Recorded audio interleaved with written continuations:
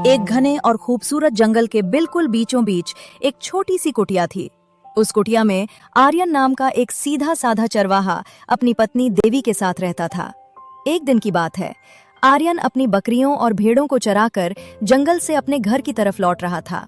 दोपहर का समय था और वो अपनी धुन में मगन कुछ गुनगुनाते हुए भेड़ों को हाँक रहा था। चलो भाई चलो। अरे रे, तुम लोग इतना धीमे धीमे चलोगे तो घर पहुंचते पहुंचते रात हो जाएगी। थोड़ा जल्दी जल्दी कदम बढ़ाओ। अरे आज तो घर जाकर हमें भोजन में रसगुल्ले भी खाने हैं, याद है ना? चलो चलो।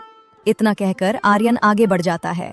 कुछ देर जंगल के रास्तों पर चलने के बाद वो अपनी कुटिया पहुंच जाता है। उसने बड़े प्यार से अपनी सभी बकरियों को बाड़े में सुरक्षित बांध दिया और फिर थकान मिटाने के लिए घर के अंदर चला गया। अरे देवी, जल्दी से भोजन लगा दो भाग्यवान, आज तो बहुत जोरों की भूख लगी है। आज पता नहीं हमारी बकरियां बहुत धीरे चल रही थी, इसलिए घर आने में बहुत देर लगा दी। उसकी पत्नी देवी ने पहले से ही भोजन की थाली परोस कर तैयार रखी थी। आर्यन बैठा और बड़े चाव से भोजन करने लगा। आर्यन ने अभी भोजन करना शुरू ही किया था कि अचानक बाहर जंगल से उसे किसी के चिल्लाने की आवाज सुनाई दी। बचाओ, कोई मुझे बचाओ! आवाज सुनकर आर्यन के हाथ रुक गए। अरे सुन रही हो भाग्यवान, ये आवाज कैसी है? ऐसा लग रहा है जैसे जंगल में कोई प्राणी किसी शिकारी के जाल में फंस गया है या किसी भारी मुसीबत में है। हाँ स्वामी, आवाज तो मुझे भी आ रही है, लेकिन जंगल में तो ये सब होता रहता है। आप पहले अपना भोजन तो कर लीजिए। लेकिन आर्यन एक दयावान पुरुष था। किसी जीव को तड़पता हुआ छोड़कर भोजन करना उसके स्वभाव में नहीं था। वो बिना एक पल की भी देरी किए खाने की थाली वहीं छोड़कर तुरंत उस आवाज की दिशा में भाग पड़ा। घने जंगल के अंदर आवाज का पीछा करते हुए वो एक जगह पहुंचा। उसने देखा कि एक विशाल भेड़िया एक शिकारी के बिछाए हुए मजबूत जाल में बुरी तरह फंसा हुआ है। आर्यन को देखकर भेड़िया भी थोड़ा घबरा गया। अरे बाप रे, ये क्या? यहाँ तो एक खूंखार भेड़िया फंसा हुआ है। मुझे इसे जल्दी यहाँ से निकालना होगा। लेकिन रुको, अगर मैंने इसे आजाद कर दिया तो कहीं ये मुझ पर ही हमला ना कर दे। आर्यन के मन में एक पल के लिए डर तो आया, लेकिन उस बेजुबान की तड़प देखकर उसने हिम्मत जुटाई। उसने सावधानी से आगे बढ़कर जाल की रस्सियां काट दी और भेड़िए को आजाद कर दिया। जाल से बाहर निकलते ही भेड़िए ने खुद को झकझोरा और आर्यन की तरफ देखा। हे मानव, मेरे प्राण बचाने के लिए तुम्हारा बहुत बहुत धन्यवाद। एक भेड़िए को बिल्कुल इंसानों की तरह स्पष्ट बोलते देख आर्यन आश्चर्यचकित रह गया। वो पीछे खिसका और आंखें फाड़कर देखने लगा। अरे अरे, तुम बोल सकते हो? क्या तुम कोई जादुई भेड़िया हो? बाप रे बाप, मुझे तो अब सच में बहुत डर लग रहा है। हे मानव, मुझसे डरो मत। तुमने अपनी जान की परवाह किए बिना मेरी जान बचाई है, इसलिए मैं तुम्हें कभी कोई नुकसान नहीं पहुंचाऊंगा। चलो, अब मैं तुम्हारे साथ ही रहूंगा और जीवन भर तुम्हारी सेवा करता रहूंगा। आज से तुम मेरे मालिक और मैं तुम्हारा सेवक। अरे भेड़िया भाई, तुम मेरे सेवक नहीं बल्कि आज से मेरे मित्र बनो। लेकिन मित्र, एक समस्या है। जब हम घर जाएंगे तो मेरी पत्नी तुम्हें देखकर बहुत हैरान और परेशान हो जाएगी। तो क्या हुआ मित्र, चलो घर चलते हैं और भाभी जी को थोड़ा परेशान करते हैं, मजा आएगा। इसके बाद दोनों नए बने मित्र हंसी मजाक करते हुए धीमे कदमों से कुटिया की ओर चल पड़े। कुछ देर बाद दोनों घर पहुंच जाते हैं। आर्यन की पत्नी देवी बाहर ही उसका इंतजार कर रही थी, लेकिन जैसे ही उसने आर्यन के साथ एक खूंखार भेड़िए को देखा, वो आश्चर्यचकित हो गई और डरते हुए बोली। अरे अरे, ये आप किसे अपने साथ लेकर आ रहे हैं? इसे दूर रखिए, ये हमारी मासूम भेड़ बकरियों को नहीं छोड़ेगा। अरे देवी, घबराने की कोई जरूरत नहीं है। ये कोई साधारण जानवर नहीं बल्कि हमारा मित्र है और आज से ये हमारे साथ ही रहेगा। आर्यन के समझाने पर देवी मान गई और फिर वे सभी एक साथ खुशी खुशी रहने लगे।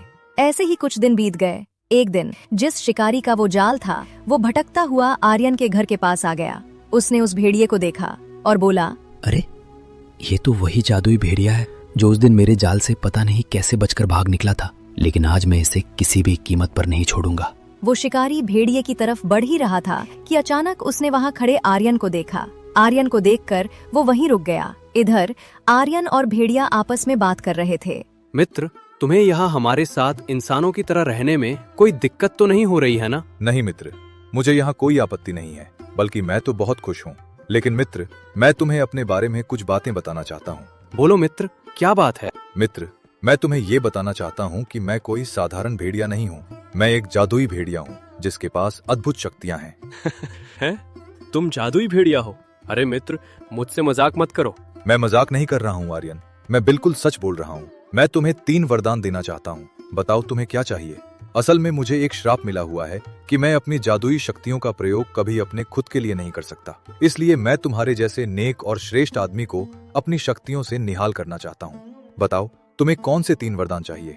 मित्र, मुझे अभी किसी भी वरदान की आवश्यकता नहीं है। मुझे जब सच में जरूरत होगी तब मैं तुमसे वरदान मांग लूंगा। वरदान और जादू की बातें सुनते ही शिकारी इस वक्त के लिए यहाँ से चला गया। आर्यन और भेड़िए की दोस्ती गहरी होती गई और कुछ दिन हंसी खुशी बीत गए। लेकिन वो पुराना शिकारी फिर से सक्रिय हो गया था। उसने देखा कि वो भेड़िया अब आर्यन के घर में एक पालतू जानवर की तरह रहता है। ये भेड़िया तो जैसे आर्यन का मित्र बन गया है, लेकिन इनकी ये मित्रता मेरे होते हुए ज्यादा दिन नहीं टिकने वाली। शिकारी ने एक शातिर योजना बनाई। एक दिन उसने चुपके से आर्यन की कुटिया के बिल्कुल सामने एक मजबूत जाल बिछा दिया।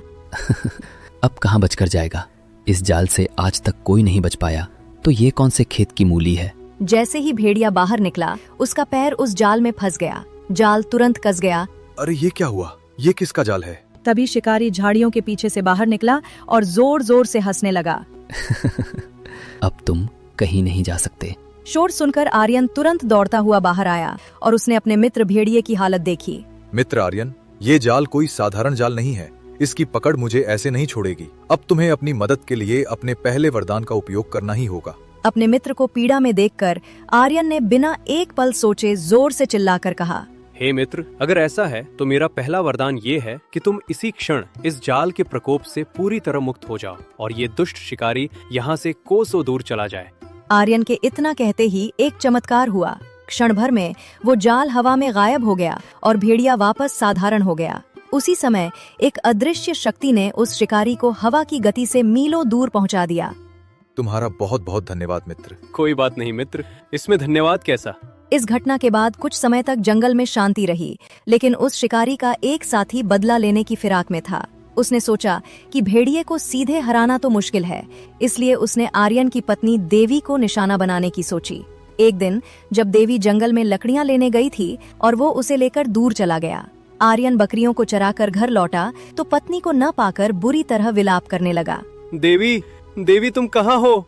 आर्यन को रोता देख भेड़िए ने अपनी जादुई दृष्टि से ध्यान लगाया और उसे सब कुछ दिखाई दे गया। मालिक, शांत हो जाइए। देवी भाभी यहाँ से मीलों दूर एक खतरनाक गुफा में बंद है। उस जगह पहुँचना साधारण रूप से नामुमकिन है। आर्यन ने अपने आंसू पोंछे और अपना साहस जुटाया। मित्र, मुझे मेरे दूसरे वरदान की शक्ति अभी चाहिए। तुम मुझे और स्वयं को हवा की गति से उस गुफा तक पहुंचा दो और हमें ऐसी शक्ति दो कि हम देवी को सुरक्षित बाहर निकाल सकें। आर्यन के वरदान मानते ही देखते दोनों हवा की गति से भागे और सीधे उस खतरनाक गुफा के अंदर जा पहुँचे। गुफा के अंदर एक अजीब सी शांति थी, क्योंकि इस वक्त गुफा में वो दुष्ट शिकारी मौजूद नहीं था। आर्यन और भेड़िए को अपने सामने देख देवी बहुत खुश हुई। स्वामी, आप आ गए। मैं तुम्हारा ही इंतजार कर रही थी। एक शिकारी मुझे पकड़कर यहाँ ले आया था। वो किसी भी वक्त यहाँ आता ही होगा। हमें तुरंत यहाँ से निकलना चाहिए। घबराओ मत देवी, चलो मित्र, हमें वापस हवा की गति से घर पहुंचा दो। पलक झपकते ही तीनों सुरक्षित रूप से वापस अपनी कुटिया में लौट आए। कुटिया पहुंचकर देवी ने राहत की सांस ली। हे जादुई मित्र, तुम्हारा बहुत बहुत आभार। आज से तुम मेरे सगे भाई के समान हो। समय का चक्र घूमा और अगले वर्ष आसमान से बारिश की एक भी बूंद नहीं गिरी।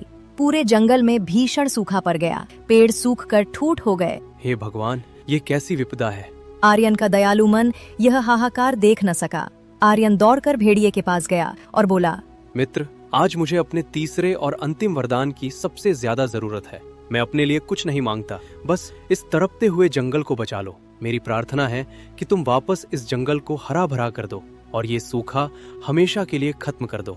आर्यन की निस्वार्थ भावना देखकर भेड़िए ने संकल्प किया और तभी एक ऐसा दिव्य चमत्कार हुआ और एक ही पल में जंगल का सारा सूखापन दूर हो गया। देखते ही देखते सारे मुरझाए हुए पेड़ फिर से लहलहा उठे। सभी जानवर और पक्षी खुशी से झूमने लगे। आर्यन की बकरियां फिर से हरी घास चरने लगीं। कमाल कर दिया मित्र। लेकिन जैसे ही यह चमत्कार हुआ, भेड़िए के मुखमंडल पर चिंता की लकीरें उठ गईं और बोला, प्रिय मित्र, तुम्हारे तीनों वरदान पूरे हुए। अब मेरा इस धरती पर समय समाप्त हुआ। ये सुनते ही आर्यन और उसकी पत्नी देवी भावुक हो गए। क्या तुम चले जाओगे? हाँ मित्र, मैं एक शापित गंधर्व था जिसे एक लालची मनुष्य की मदद करने के कारण ये रूप मिला था। तुमने निस्वार्थ होकर अपनी शक्ति दूसरों और प्रकृति के लिए खर्च की, जिससे मेरा श्राप कट गया है। अब मैं अपने लोक वापस जा रहा हूँ, पर याद रखना, जब भी तुम दिल से मुझे याद करोगे, मैं तुम्हारे पास मौजूद रहूंगा। भेड़िए ने आर्यन को मन ही मन प्रणाम किया और एक पल में वहां से अंतर ध्यान हो गया। आर्यन और उसकी पत्नी अब भी उसी जंगल में रहते हैं। वे अब अकेले नहीं थे, क्योंकि पूरा जंगल और जानवर उनका परिवार बन चुके थे। आर्यन आज भी बकरियां चराते हुए गुनगुनाता है और उसकी आंखों में अपने उस जादुई मित्र की यादें हमेशा ताजा रहती हैं। कर भला तो हो भला। आर्यन ने भेड़िए की जान बचाई और बदले में उस भेड़िए ने आर्यन के जीवन की हर मुसीबत को दूर कर दिया।